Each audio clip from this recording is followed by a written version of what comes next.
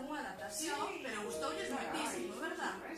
Sí, limos Rubicundo, limos o libro dos medos, as poesías do libro dos medos. De feito, fixemos un marcapáxinas que non o temos aquí porque é de Samaín, cada un elixiu a súa poesía preferida do libro dos medos.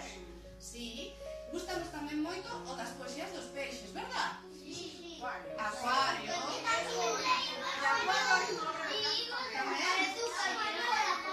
Tamén. Pero é máis bonita de Rubicundo, é máis bonita.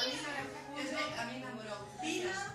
Bueno, é que me emocionei, porque además eu ia ir aos ensaios, esa era a idea.